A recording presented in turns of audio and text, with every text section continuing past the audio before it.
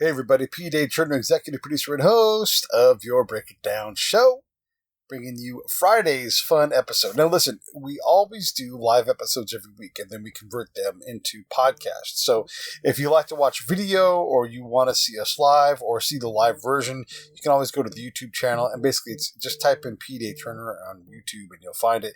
And if not, it's youtube.com/c/Pete A. Turner. Pretty simple. So I always encourage people to go check out the live stuff because it's cool, it's fun.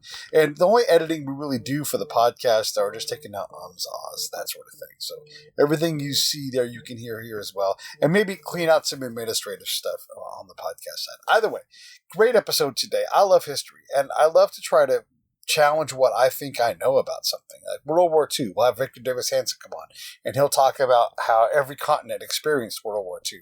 And you start to think, well, I don't know what happened in South America during World War II. And then next thing you know, you're reading about it. Same thing goes with Columbus and what it was like to be a discoverer in that era. Like, who was Verrazano? What did he do? Well, okay, so Charles Mann, our guest, says, let's go back even further than that. How did people get here? How long have they been here? You know, we have this knowledge like, we walked across the Bering Land Bridge and through the ice sheet as it receded, and there was this time, 10,000 years. Well, that is probably true, except for humans were already here. There's Micronesian DNA in the basin of the Amazon.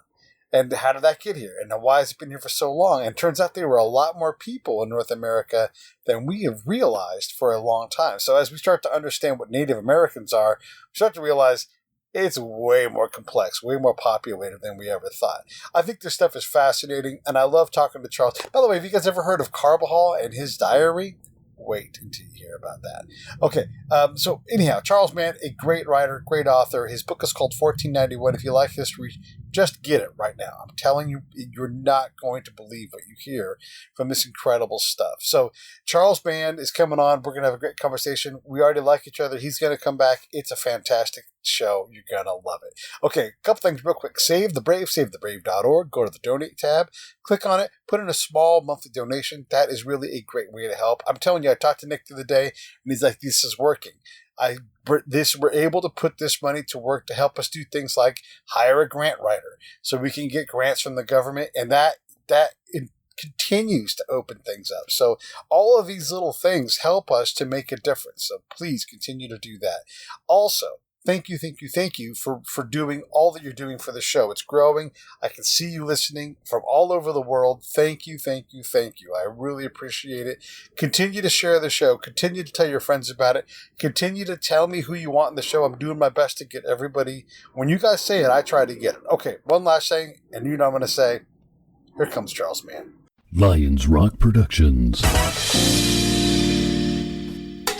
This is Jay Moore. This is Greg Proops. This is Jordan Harbinger. This is Dexter from The Offspring. This is Nathan This is East. Sebastian Younger. This is Rick Moranis. This is Stuart Copeland. This is Mick Gillette. This is Andy Summers. Hey, this is Skunk Baxter. This is Gabby Reese. This is Rob Bell. Hey, this is John Leon Guerrero. Hey, and this is Pete A. Turner. This is Charles Mann, and you're watching The Break It Down Show. And now, The Break It Down Show with John Leon Guerrero and Pete A. Turner.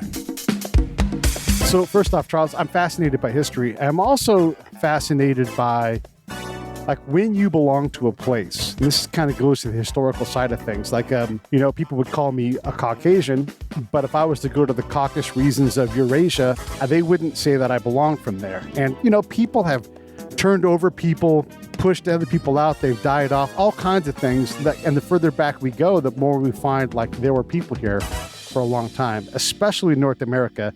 And there's a few folks like you who write about prehistoric North America, in the Western Hemisphere and all that. And Graham Hancock is another guy like that who talks about all of this work that's been done when we simply dig deeper as archaeologists or anthropologists.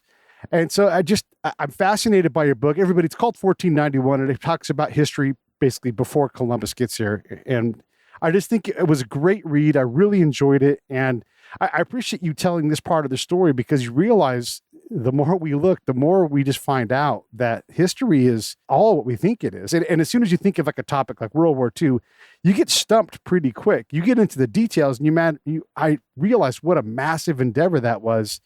And that's a sliver of a hair of an atom in terms of history. What compelled you to write this 1491 book? Well, it was something that came up for a long time. I grew up in the Pacific Northwest, around pretty close to a bunch of reservations. I always thought the people there were really interesting, knew they had a long history, but none of this actually snapped into focus until I'm a journalist, science journalist, and I went on an expedition to measure the ozone layer. To cover it, there was a plane that would go from the far north all the way down to the far south.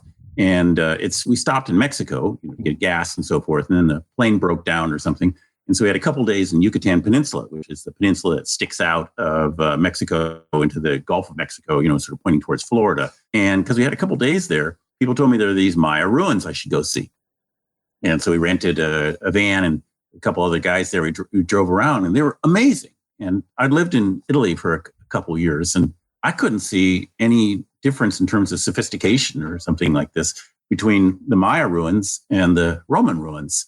And I was blown away and I was amazed. And I thought, this is strange. When I grew up went to public school, we learned about Greece and Rome, which I think we should, but I don't think the word Maya was mentioned. And they're just all over the place here.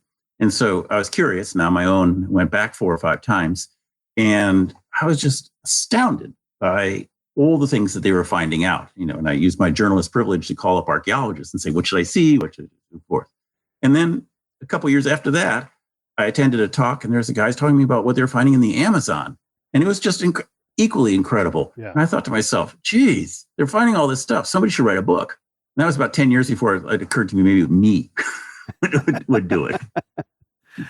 I mean, I was sure somebody else had done it, right? I kept going this is before the internet. So I kept going to the bookstores and say, I'm doing one of this book about the history of the Americas before Columbus, because they would keep finding all this new stuff. And they'd say, oh, it sounds like a good idea. Nope, we don't have that. Yeah. and eventually I thought, well, I'll take a stab at it. As you put this together, I mean, this is a massive endeavor. We're talking 2 continents and an established hierarchy of what you're allowed to say and what's preposterous, even if that's changing. You have a lot of things to go through. How do you piece this together as you look at, and you also write a little bit about after 1491 in the book as a mean, if I remember correctly, as a means to help illustrate things. But how do you decide on the structure? I mean, it's such where on earth do you start? Well, for me, what I keep doing is I keep talking to people and reading things until I start thinking, I've heard this before. And then I try to imagine, if I had to tell this story in 5 sentences, which is ridiculously short. Yeah. But if I had to do that, how would I do that? And and in this case, I thought, well, I think what it all boils down to is people were telling me that humans were here in the Americas far longer than previously believed, in far greater numbers than previously believed, and they had much more impact on the environments around them than previously believed. And I thought, well, that's a 3-way organizing scheme. I can live with that. Yeah, yeah. So I wrote a third of the book about each of those questions. Okay. Can you talk a little bit about the established academic knowledge and how that was, the foundations of that have been knocked away in a lot of ways? Well, there's a couple of things. The first is that in the 1960s, archaeologists and geologists and a whole bunch of people put together a picture that they thought was really neat of how the first people came to the Americas. And that's basically the idea that when there was the ice ages, huge amounts of ice piled up in these 2 giant ice fields piled up on top of Canada in the northern part of the United States. And that blocked any entrance from coming in. But it also, at the same time, all the water from that, which is just a huge amount of water, came from the oceans. And so the oceans, as ice went up, the ocean level went down. And shallow parts of the ocean floor all over the world were exposed. And one of those shallow parts is the part between Siberia and Alaska. And some of that is only 60 feet deep. And, in fact, they've done core samples where they drill down there and they find that underneath that was flowers and things like that, mushed down flowers, showing that was actually a grassland and for thousands of years. So the idea is that people from Asia, parked on this place. It's called Beringia. And then, according to this idea, when the ice melted, there's these 2 ice sheets. They kind of peeled back like Moses in the Red Sea, Okay. And they could just before as the ice melted, the seas went up, and just before the Beringia got buried, this passageway opened up and they could run through it and come into the Americas. And that happened about 12,000 years ago. And then coinciding with that was the extinction of a whole bunch of big mammals. And they said, aha. So the people, waited for the thing to ran across here and killed all the mammals. And that was the essential story. And it was great. And I learned it in school. You probably learned it in school. And then these archaeologists, these pesky archaeologists had to find new data and ruin the whole thing. We had one of those pesky archaeologists. You probably know who this is exactly. His name is Thomas De Marais. We're in Southern California, and he runs that portion of the NAT. And just for the audience's benefit, like this is the thing where there are people that are bone hounds or whatever you would want to call them, and there's a construction site where they're digging, and all of a sudden they're like, "This looks like an elephant," and so. Like, this is not an archaeological discovery because a person with the leather hat in the desert is digging with a paintbrush. This is a construction site that all of a sudden stops, and Tom goes down there, and they're part of this cadre of people that say, wait a second, there's bones here. There's design in how this elephant died and how it was butchered, and it's just, it changes everything in terms of, okay, the ice sheet, sure, people ran through there and did that for however long it was, but people had to have been here before. Right. And so then the question is, how did they do that? Because, the ice is a mile high. It's an enormous sheet of ice, and it's a couple thousand miles long. And crossing that today, that would be like a National Geographic special, right? And they'd have the guys with the satellites and, jeeps and all. But they didn't have that, 15,000 years ago. No, they didn't. So the only logical way that they could have done this was by boat. And we know that Australia was settled, 40, 60,000 years ago, and it wasn't connected to the mainland. They had to cross that somehow by boat. And so it's not insane to think this. We have an example of it. And so most archaeologists think now that they came longer ago than previously thought, and they probably trickled in by boat. And adding to that is the two things. First, they up in the north there where you're talking about, they have this incredible boat culture with kayaks and so forth. And these really beautiful, super seaworthy boats that as far as I think the earliest evidence for them is about 9,000 years ago. And they're made out of hide and things like that. They wouldn't necessarily preserve, but there's no reason to suppose that we found the first one. So it's logical that they had a tradition. And the second thing is the Japanese current, which is the air current that's kind of like the Gulf Stream in the Atlantic, warms up the coast of British Columbia. And so there was a bunch of islands along the coast, maybe little bits of the shore, that were never covered by ice. So they could have gone kind of island hopping in their boats. So it's not a completely crazy idea. And archaeologists never really looked there. And lo and behold, they have started looking there, and they found some, 14, 15,000 year old traces of human habitation. So that theory is looking pretty good right now at the moment. And it sort of changes the way, because they come here as technological creatures, right? They come here in these fancy boats, and then they go down the coast and they take a sharp left at the Columbia River. And lo and behold, right where the Columbia River bends up north, that's also some of the places that we found the first evidence of human settlement in North America.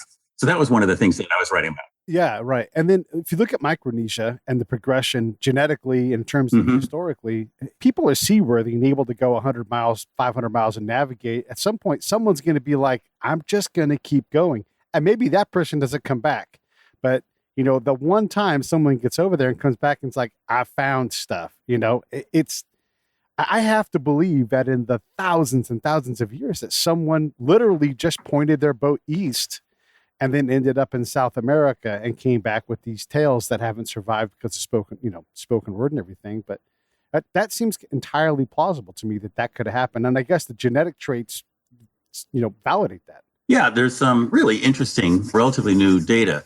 There are types of people in South America who seem physically and culturally to be quite different from their neighbors. There's one type of people called the Botocudo, and there's been efforts by some Brazilian geneticists in collaboration with European geneticists to look at these very, very old bones that have been found in places in Brazil.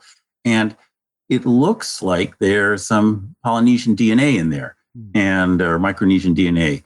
And so it's quite possible that there were two streams of migration.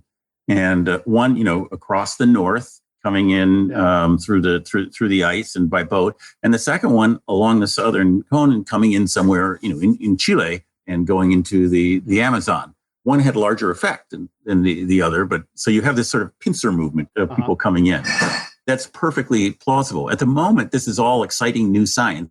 And so one of the problems in new science is really exciting, but also can really easily be overturned by the next piece of evidence that you find.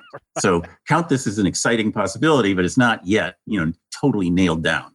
And I want to keep working on this premise because there's other areas where humans could come into the North American, Western Hemisphere area.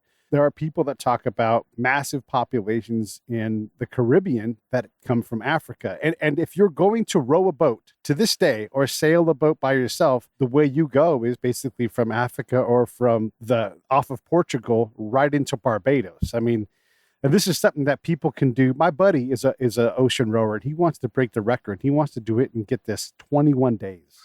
He's done it in less than a month. So granted, these guys know where they're going, but again, the exploratory nature of humans, I have to believe that Africans, I wouldn't be at all surprised if we found out that they were here a long time ago as well, because it's not like they couldn't invent boats.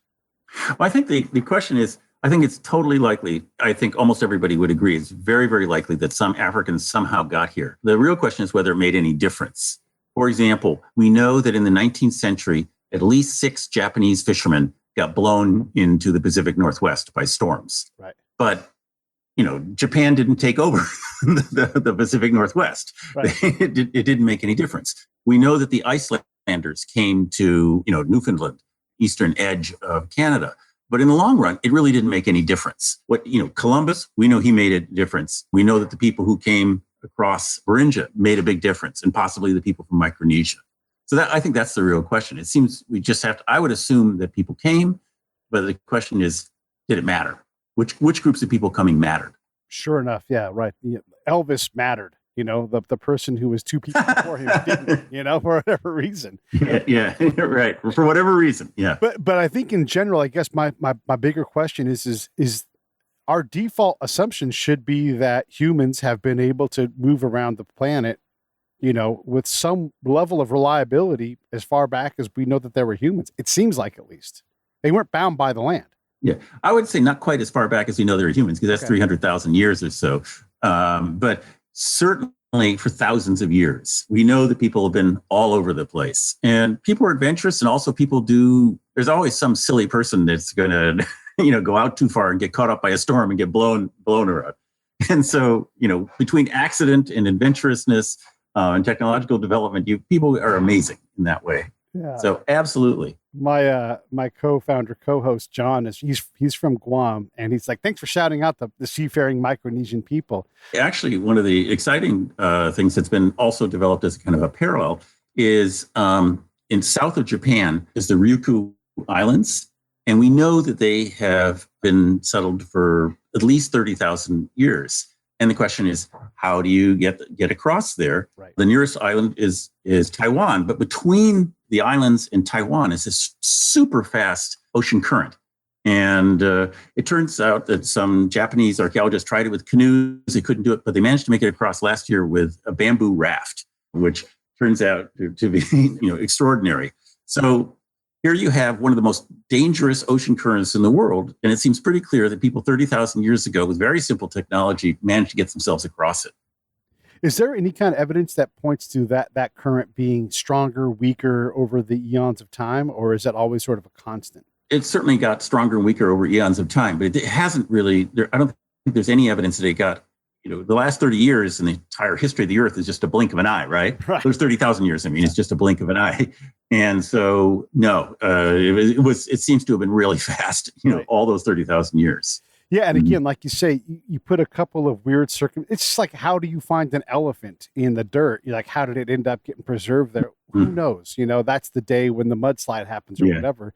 You take that Micronesian guy, to take John's example, broke up with his girlfriend, and he's going to sail off into forever land, and then ends up getting blown by a storm and, whatever, it just crazy things lead to discovery. And when you look at the history of seafaring people, you have the Norse people that Todd brought up in an earlier comment. We know that folks from Eastern Asia, sailed a lot. Obviously the Europeans were, the history of humans is to explore, to get on the water and figure it out and get better at it. I mean, to me, it makes sense that at some point before our ability to sense it, we have been moving great distances over the water. Right. And there's also, why do people do it? In addition to explore, think of, there you are in your kayak in this incredibly rich environment of Beringia. And what they have there are these sea cows, stellar sea cows, which are now extinct, but are basically these gigantic walking roasts or swimming roasts, really slow moving, super good food. And there are just thousands of them. And we know that from archaeology that they were littered the Pacific coast of North America all the way down to Baja California. And, these guys would have known that if I just go a little bit down here, there's more of these great, not only is it exciting to go to a new place, but there's very probably food there, right. Yummy food. And so it seems like a natural, just a lure sort of hopping down the islands and the sea cows all the way to Baja. And if that's true, one of those guys, we'll call him Steve in this case. Steve's like, hey, you know what, guys? I'm going to stay and I'm going to set up a Flying J truck stop. So when you guys come back, I'll have some gummy bears for you, and there's a guy that's just like, I'm doing it. I'm putting up, and next thing you know, you're starting a civilization. It's that crazy, but it's just human nature. Right. Or they go up to the Columbia River and they notice that 5 times a year, there are absolutely amazing numbers of salmon that come out of that river. Yeah. And you can dry those fish. You have so much going on. You just have to park your net there and just the salmon will swim in it and you have enough food for 2 months in a night. I mean, I'm thinking a guy there and goes, this is a pretty good setup. Yes. The other thing I want to ask about is I'm going to move forward in time now. Mm-hmm. When we do have these records, like I was blown away by I think it was Carbajal, the father, the monk or whatever his title was, who wrote the journal as the Spanish explorers went basically across the Amazon basin to west to east. Mm-hmm. And he wrote all this stuff, and we struggle with what's fanciful, what's real, and what's even beyond their ability to communicate. All of these ancient tales of like there was an island and it's really a whale or whatever. Can you talk a little bit about because I don't think people realize that there's actual written record of when Europeans first came to the Americas and what they were finding. Oh gosh, there's all kinds of records because the Spaniards in particular were legalistic to a fault, and everybody had to be constantly documenting what they were doing and sending off reports to the king so they would get favored treatment and this sort of thing. So you have the conquer Peru. Now we're talking about the 1540s and so forth, and they get this idea. Well, there's these mountains. There's got to be something on the other side of the mountains. Mountains are the Andes. And they hear tales about these great rivers, and they're thinking like, well, okay, let's try and see what we can do. Because when we went to the Inca, we got just enormous amounts of gold and silver. So maybe there's more of these guys. And one of the Pizarros, there's a whole slew of them, leads this expedition. It's kind of a catastrophe. They go through all sorts of. They encounter the tropical forest, which they're totally not ready for. On the Napo River, which is a tributary of the Amazon, and they send this expedition out to supposedly get more supplies, and instead they just take off down the river and abandon them. This sets off decades of litigation, which is how we know so much about what happened, because these people are suing each other like mad. And he makes it all the way to the mouth of the Amazon. And part of what they're doing is they're setting up a documentary evidence to say, this is what we saw, this is what we claimed, this is why we're so good. And so they write these lengthy reports, which are pretty good. And sure, they are trying to communicate with people whose language they don't understand, and so they misunderstand. So they would hear, that's how you get these tales of Amazons and so forth. I'm also convinced that the local people are playing practical jokes on the, on these guys. Yeah, I told them about the Amazons and they swallowed it, kind of stuff. Right. And so, I'm convinced they just thought that, it's a universal human impulse to make fun of the tourist. Right. And, like the guys in New York who, when the tourists come, they say, oh, you 42nd and Broadway, you want to go to Times Square? Can't get there from here, Yeah. and, even though they're the same, right? Yeah. And so I think some of that misinformation is deliberate. But anyway, so they're compiling these reports constantly. And it's quite remarkable if you read them, what they're saying they're seeing. And what they're seeing is a place that's full of people doing all kinds of things. That's really interesting to learn about. That's really, I guess, the nutshell of my book is that when you find out what they say are doing, it's pretty interesting. Yeah, yeah. Can you give us a sense for how many people they were encountering? I mean, how full? I mean, that basin is as big as a giant nation. So, what? How many people did they encounter? Was it dangerous? Were they welcomed? How was it for? How many people were on this adventure? Well, that's it. So you have, a couple dozen Spaniards, and they're going down in boats, and they encounter all kinds of people, and different indigenous nations, and some of the encounters go really well, and for whatever reason, people are friendly, and some of the encounters don't go so well. And people are not so friendly. And sometimes the Spaniards are hungry and they just blunder around and they try to grab food. And sometimes they're like savvy enough to bargain.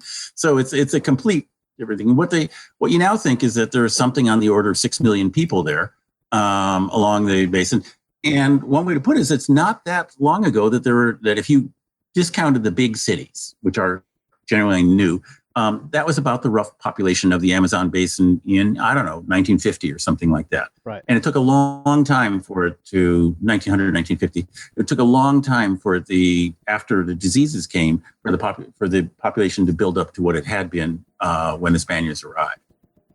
And that's maybe something we should talk about was the impact of the diseases. Yeah, I for sure want to get into. That's sort of where I want to get to, but I want to spend a little bit more time with the Amazon basin thing. These guys were exploring, a tributary, a smaller river that feeds into a bigger river. But was your survey of the 6 million people, is that from this one source? And there are many potential valleys like that? No, So this is there's this whole long-standing argument question of how many people were here. And the testament from the Spaniards and the Portuguese and the early English and the French was that there are a lot of people here. But then historians and archaeologists and so forth looked around in the 19th century and said, gee, there aren't so many of these people. Those people must have gotten it all wrong. And now the archaeologists coming in, and basically everywhere they look, they find more stuff than they had previously thought. At the time that I wrote the book, there's only one state in North America, in the United States, that had done a complete archaeological survey. It was a dinky state. It was Vermont. Uh-huh. And they had found almost 4,000 previously unknown sites. Wow. Doing this survey. And 4,000 unknown sites. So the archaeologist who did it, who's in charge of Jim Peterson, told me, he said, well, pretty clear there's a lot more people here than we thought, right? Yeah. Because who was doing all this stuff? Now, it's hard to go from sheer number of sites to an actual estimate. And so what people do is they try to imagine how many people could such a land support if you're growing corn or you're getting fish, and where were people living? And in the Amazon, it seems most estimates were that people were just basically living around the rivers because there's so much fish and there is a lot to eat. But just recently, people have been discovering that there are more evidence of human presence in the uplands than they had previously thought. And so now there's some big surveys. They're just doing them right now. Specifically, okay. So the Amazon is sort of, if you're like an Amazonist, a person who specializes in it, they talk about the river valleys. And then what they call tierra firme, the solid land, which is not the boggy land. And that's the uplands between the valleys. There's a zillion tributaries, and then in between them is land. And the thought was that people weren't really living much there. They're just all clustered around the river because the rivers are the highways, and that's where all the fish were and so forth. Turns out there are more people up there than we think. Huh. And I wouldn't be surprised. Right now, they're doing big surveys with LiDAR and so forth and drones and trying to get a sense of what is out there. And I wouldn't be surprised if it ended up with a lot more people in the uplands than we had previously thought, just because that's a historical record. And And so that you end up with 10 million people or something like that in the Amazon, which is a lot. And how does that compare to, Paris, Rome, London in terms of comparable time? We're talking about, not Paris today, but Right. Paris in or Spain, or Madrid or something like that in 1500. Yeah. Right. Everything's much, much smaller. One way to put it is that the biggest city in Spain is probably Madrid. It has a population people think about 40,000.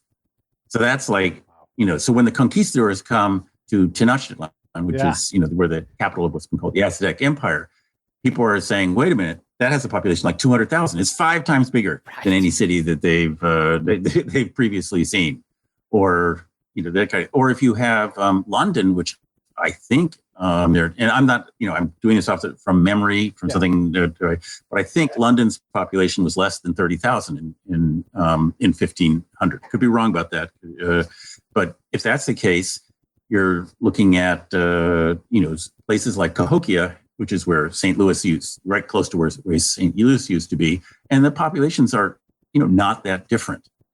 So these are European grade sized cities. And then is there a form of urban sprawl where people just like, there's nowhere to live, I'm going to go east, west, north, south, or up, I guess, into this the hills? Is that how this works for them as well, or do they stay clustered? And I mean, 5 times bigger than one of the biggest cities. Where do all these people fit? Well, it's actually quite interesting. So what you have, and part of the reason that they're so blown away by Tenochtitlan, is that there's this, in the Central Valley, this is where Mexico City now is this gigantic, partly artificial lake that's been created by, damming up streams and so forth. And then to prevent, spring, it's huge, and to, 50, 60 miles, from one end to the other. And on the western edge are all these islands, kind of like Venice, that have been, artificially built up and contoured. And Tenochtitlan is sitting in those islands. And then that's kind of ringed around with these things called chinampas, which are these artificial fields that kind of float sort of in the water and are kept going by the fresh water, and they grow. They have intensive agriculture around them. But then all the way around this big central lake are more cities. And so this is one of the most densely urbanized places in the world. Tenochtitlan is just one of 5 or 6 cities that are around there. And so like you're describing there's just Atlantis. nothing. Like that's how. It's a quite remarkable place. And, you read Cortez and people like that, or, Bernal Diaz, or any of these sort of firsthand accounts, they're flabbergasted. This is like, whoa, much more than they had ever expected. And there were things that they couldn't believe. I mean, these are places that had running water, which, not the case, and also squads of people who clean the streets. So not the case in European cities. So these are brilliant metropolises that smell a whole lot better than European cities. And so they are quite blown away.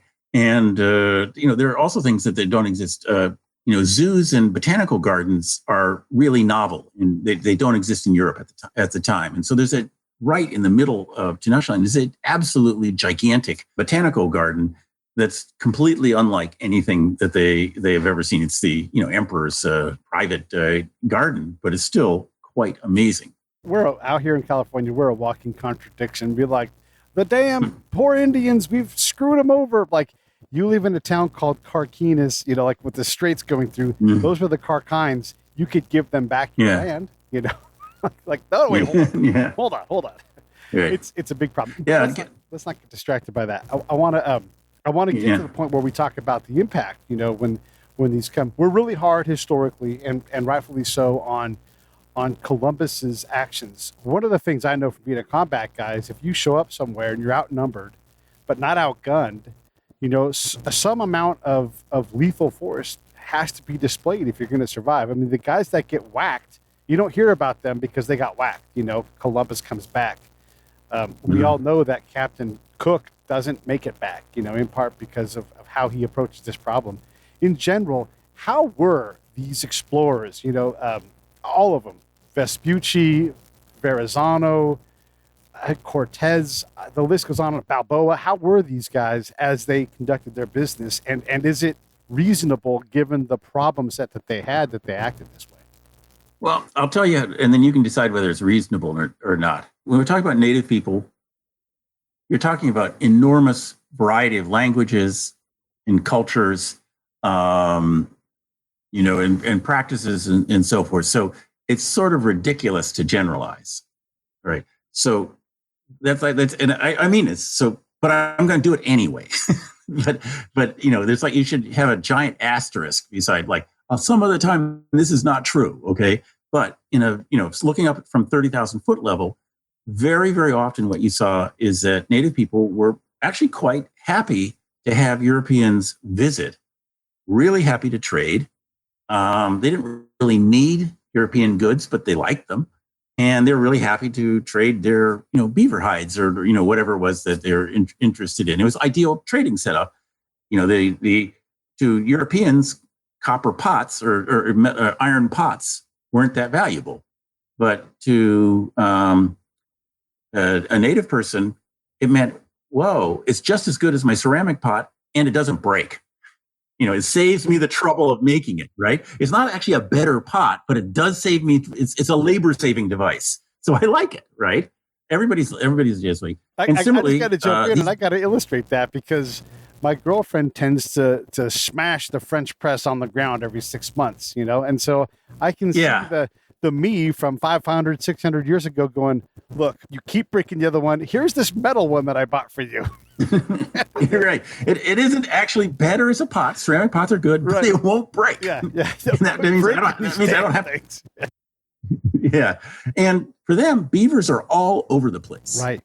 And then they find these Europeans are crazy for them. I mean, that's from their point of view, people are using beaver hides for something. It's like a guy shows up with a suitcase of money and he's willing to trade it for your bathrobe. Okay. Good on him. Right. What they didn't particularly like is when the Europeans announced they're going to come to stay. Kind of like if that guy with the sack for money said, oh, by the way, I want your living room. And nobody likes that. Right. Yeah. Now, another big issue was, in addition to them wanting to stay, was that Europeans are at the end of this very, very long supply chain, and they're in these leaky boats, these ships. It's hard to transport stuff that won't get wrecked on the trip back. It's got to be small because the ships aren't that big. And it's got to be worth this incredibly expensive process of, sending people over and back. I mean, this is like moonshots or something. Yeah. It was like, space shots. It's really expensive. True. Yeah. You're right. So from the European point of view, almost the only thing that's worth it bringing back is gold and silver. Right. Because, they're small, they're durable, they won't rust. It goes in bag. Right. And so they're really focused. Now, but from the native point of view, these people were insane for, focusing on this, because to the native people, they're just not that valuable. They like gold and silver because it's shiny, but it's like, it's like red paint. Everybody likes red paint. You see something, you paint it red. And these people are obsessed and they'll kill you for red paint. Yeah. You can imagine to an indigenous person, these people are crazy. Yeah. Right. Because it's just not their currency. And so there's this fundamental misunderstanding. And then the stakes are so different for them. Because for the people who are living there, Europeans show up, they show up with copper pots or these iron pots, that's great. If they don't show up, we're fine. When the Spaniards or the English come over, they're basically in debt and they have to make good on this. The pressures on them are very different. And so this is the kind of thing that leads to violence if one side is way more desperate than the other. Because it'll be with this negotiation when one side thinks it's this sort of friendly, fun trade and the other one is life and death. That's going to be a situation where bad things happen. Hey, this is Pete A. Turner from Lions Rock Productions. We create podcasts around here. And if you, your brand, or your company want to figure out how to do a podcast, just talk to me. I'll give you the advice on the right gear, the best plan, and show you how to take a podcast that makes sense for you, that's sustainable, that's scalable, and fun. Hit me up at pete@breakitdownshow.com. Let me help. I want to hear about it. If one side is way more desperate than the other, because it'll be what this negotiation, when one side thinks is this sort of friendly, fun trade, and the other one is life and death. That's going to be a situation where bad things happen. Yeah, there's a profit motive, and Yeah. there's also a celebrity motive. Like, I got to come back, I got to do this. I want to be known as the explorer or the finder of Right. Colorado or whatever. Yeah. And then there's also the complicating it even further is that the Spaniards, the English, and so forth, they're trading, right? So you're trading for beaver. Say, I live in New England, and beaver was a big thing. And you can think about it. 16th century houses without central heating, nice for a coat is like a really good thing. The English come over and they figured out how you can pack these things. Now the guys on the coast are getting all this stuff for guns, pots, knives that other people want. They're going to try and be the middleman for the people in the interior, and because that's like the natural thing for people to do is to say, hey, these are my English people. I'm the only one who gets, they're my franchise. You can't trade with them. And so this leads to all kinds of clashes that are taking place beyond the site of the English or the Spanish or the French, and also add up to the sort of unequal perception of the stakes. And the same thing is happening in the Southwest, where horses are really, really valuable. And the first group of people that gets a horse, they have an advantage over other people in the same way that European villagers discovered when the mounted cadres of Genghis Khan came. Mm-hmm. Yeah. That was, you were bad off if you didn't have horses, right? You're sitting there, on your little wheat field, and all these guys with horses show up. You're stuck. And so this kind of turbulence is happening, and neither side really understands the other. And it's a recipe for chaos. And then, in my view, a big thing is disease comes in and favors one side disproportionately. Do we know, is that purposeful? Did they like, hey, let's clear these folks out. Let's start handing out, this disease, or was this just like a product of the time?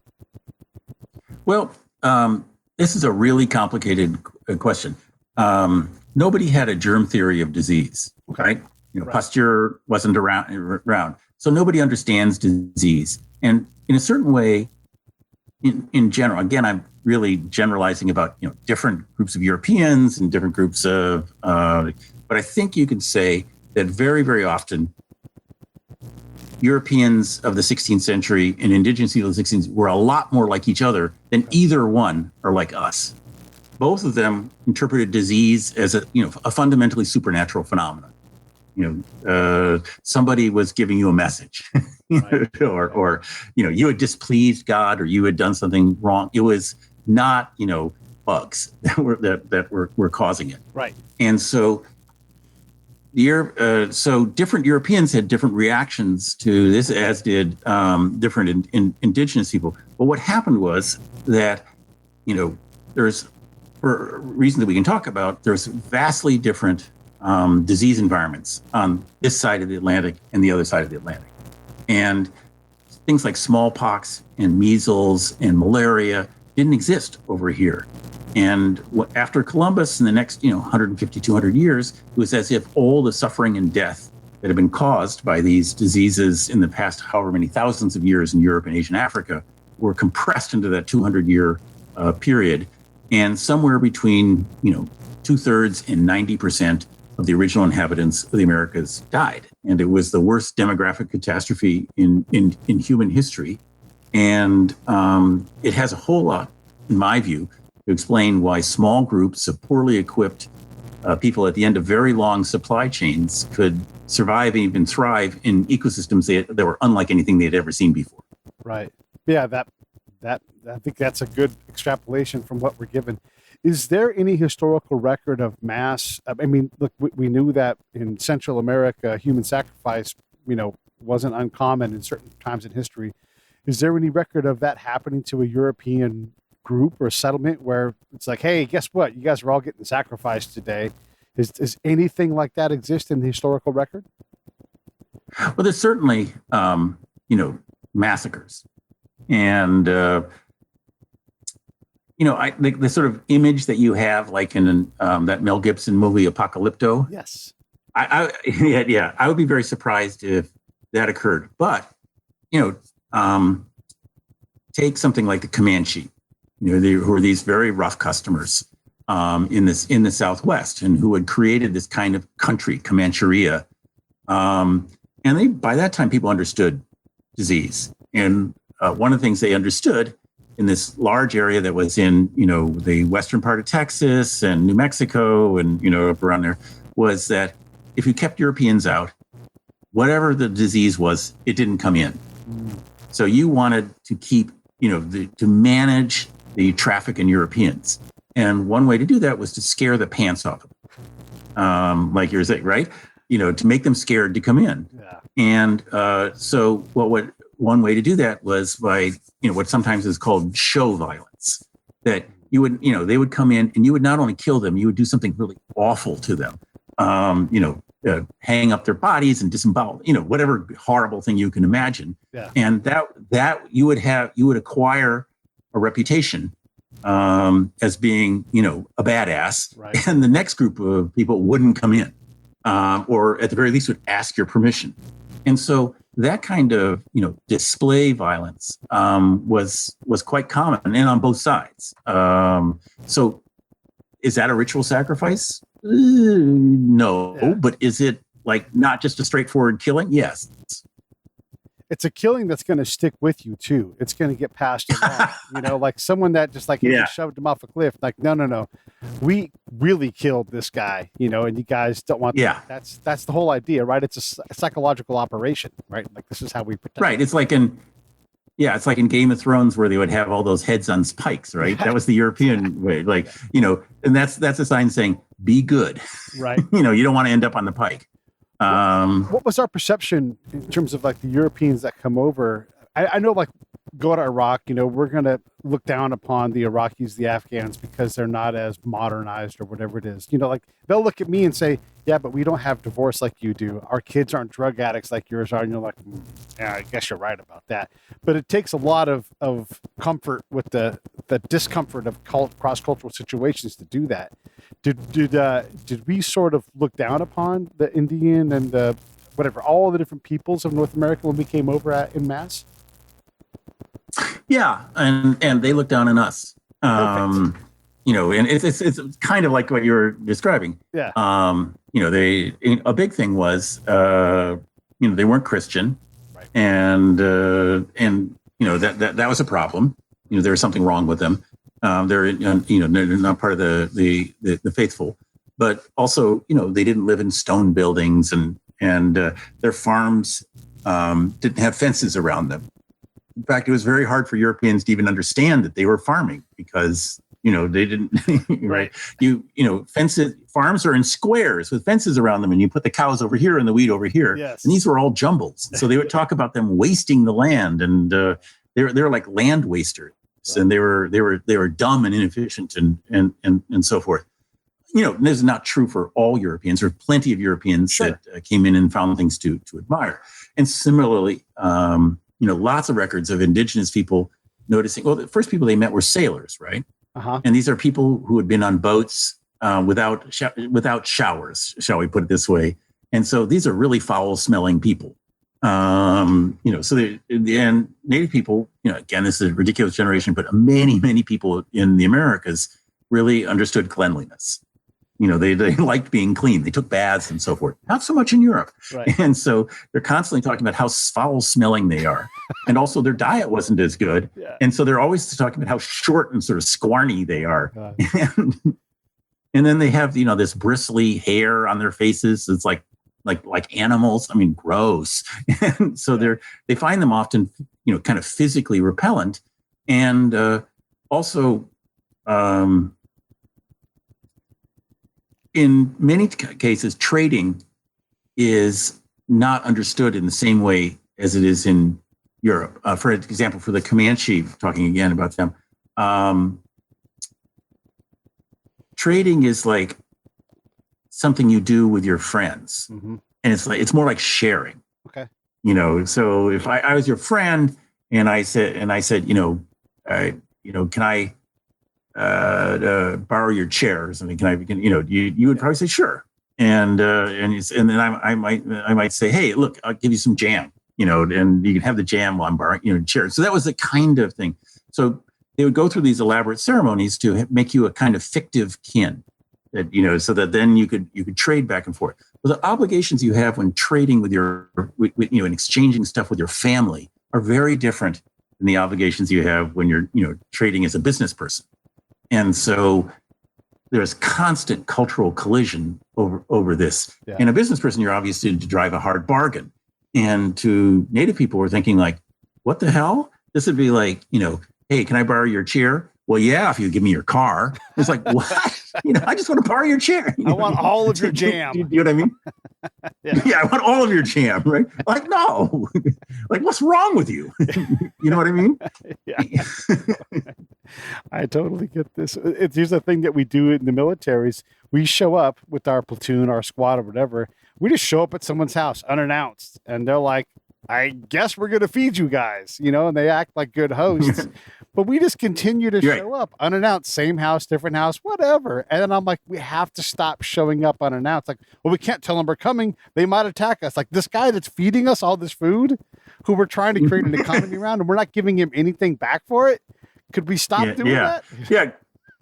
Yeah. This is the kind of this thing. There's a real crossing there that unless you're very careful, it's going to lead to really bad feelings. Right. And they're just people. It's not like, to talk about the Comanche, not because I'm picking on them or something. It just comes to mind. It's not like an individual Comanche leader is saying, these, totally unprecedented situation is happening here. I have to set this up in a way that will last for generations. Right. He's like, what? I got to manage tomorrow. And some of the Spaniards who are showing up are thinking like, am I going to be here tomorrow? I don't know. Yeah. So it's the opportunity for violence and conflict is just baked into the situation. Absolutely. And that's what happened over and over again. Yeah. Take note, everybody. This is what happens to this day. One of the things that I'm always interested in is, again, like, do I belong to a place? Like, when do you belong to a place and when do you no longer from somewhere else? And when I think about this, I think, like if I read about, I don't know, Arabian history, and I think about that part of the world, or European history, and it's all of the cultural groups of people, you're talking about, there must be thousands of tribes, and that's just in the United States portion of the North American thing.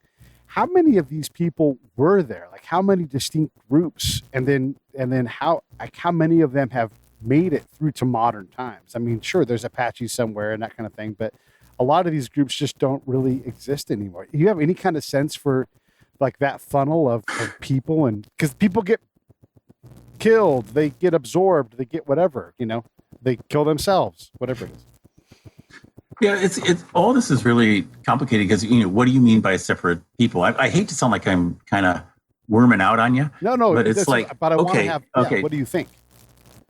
Okay, so here's the situation: the Shoshone, who are in the Great Basin, that like Utah and Nevada, places like that, they cross the Rockies, and they're sometime, and they're in the western prairies, sometime around 1500.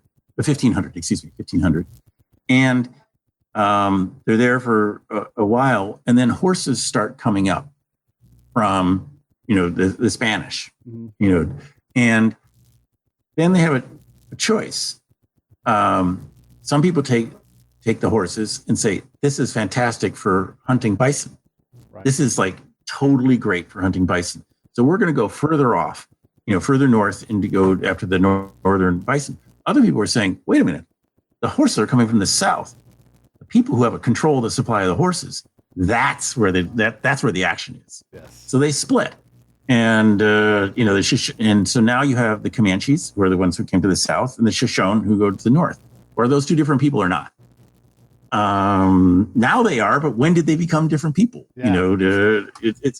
I don't know. And so that kind of stuff is happening all the time. Similarly, you have the Apaches. Well, if you go to the Southwest, you find that they are in these bands, the Jicarilla Apaches and, the San Carlos and so forth. And on the one, they're kind of like, on one level, they're all one people, and on the other level, they're different nations. So it's very complicated. But what you can say is that there's 500 plus federally recognized tribes.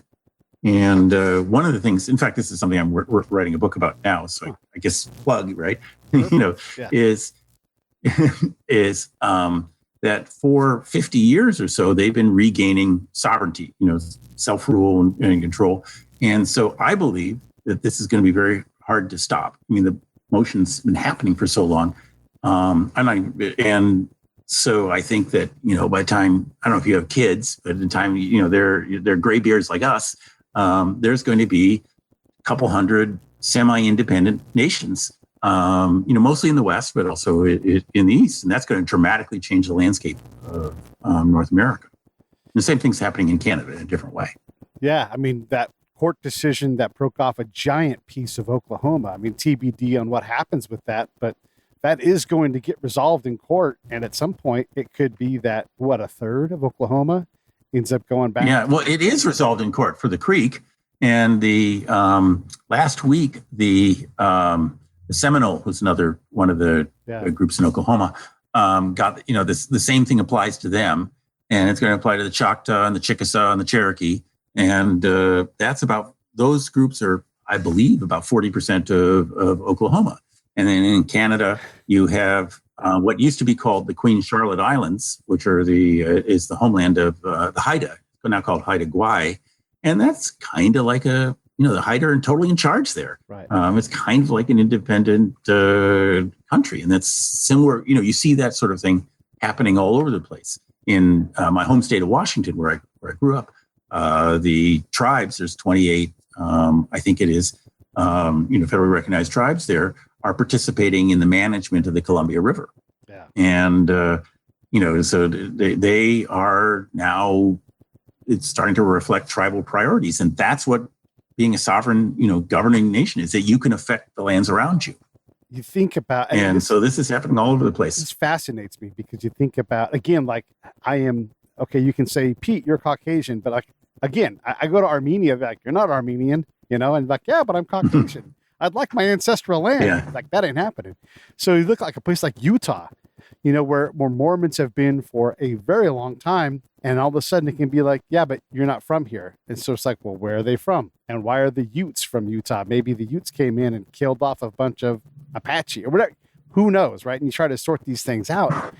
It's just, and I'm not trying to take any side. I'm just fascinated to like the question of like, when do, the South Africans, and it's just not about apartheid, but they lived there for hundreds of years. The Rhodesian, the British colonies, you can look at their history, but they were never from there. And now they're not from anywhere because they're not citizens of where they were from. It's a wild, crazy human experiment, I think, right. And I think, again, generalizing, I'm sure that you can find some exception somewhere. But, every case that I think every case that I know of, what they're talking about is shared sovereignty. You have to listen to us. You have to take what we want into account.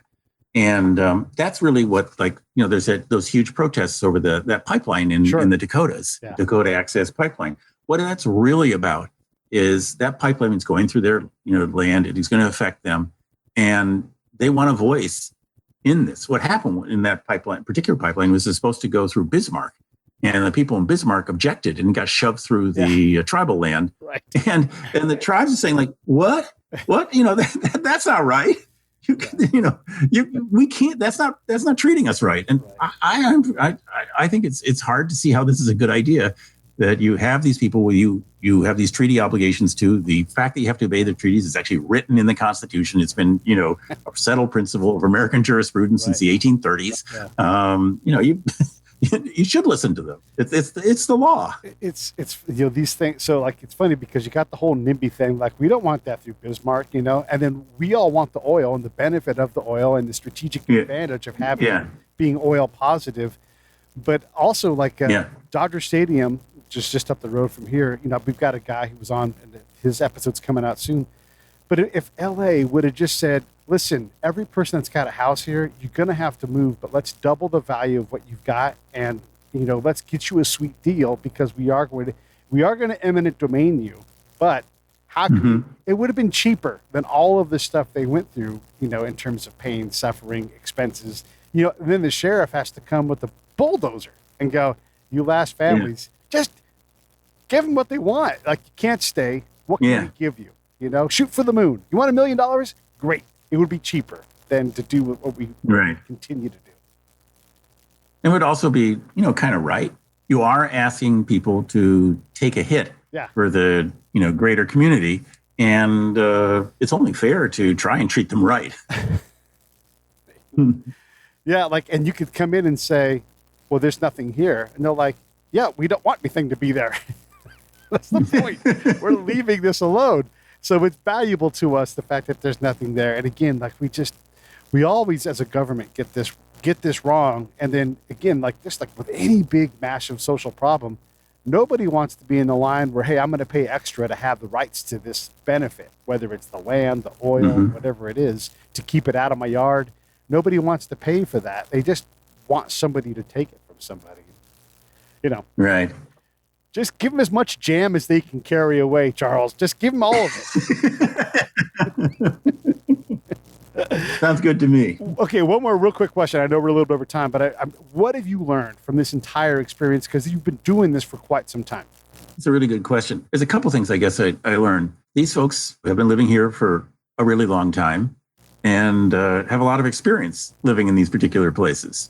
An awful lot of the time, that experience is useful and should be listened to. Tribes have been talking about the need for controlled burning literally for 100 years, if not more. I found references to old newspaper stories where Indians were arrested for arson because they were trying to do preventive burning. Right. In 1906, and so forth. Yeah. So these people have been arguing for what we now certainly see is an absolutely correct course of action more than 100 years. And that's just one example. There's plenty of examples where, and they have this fancy acronym for it, traditional ecological knowledge, TEK, like tech. But just think of it as people have a lot of experience in an area, and maybe you should listen to what they have to say. In most cases, there's a real tradition of hospitality and welcoming. I feel people sort of say, oh, if we do that, they're going to push us around. And I just haven't seen that. Yeah. The more people in the room, more diverse voices in the room, it's a more fun room. This won't surprise you, but when we were trying to fix Afghanistan, we'd have these things called RIAA. Basically, we would assess the capability of our job and how we'd done it. It was a classified meeting. So we would say hospitals, yes or no, go, no go, no go. And literally at one point, it was no go on hospitals. And then the boss looks around and goes, why are we giving this a go then if it's a no go? And it's like, well, we lowered the bar, sir, in this area. It's just too hard. So it's like, okay, advance forward. Every time we were in these meetings, I would say, hey, where are the Afghans? How come not in this meeting assessing what's going on with their government that we're helping them destruction? Like, oh, hey, hold on. Are you crazy? This is a classified meeting. But we're talking about their shit. Yeah. What?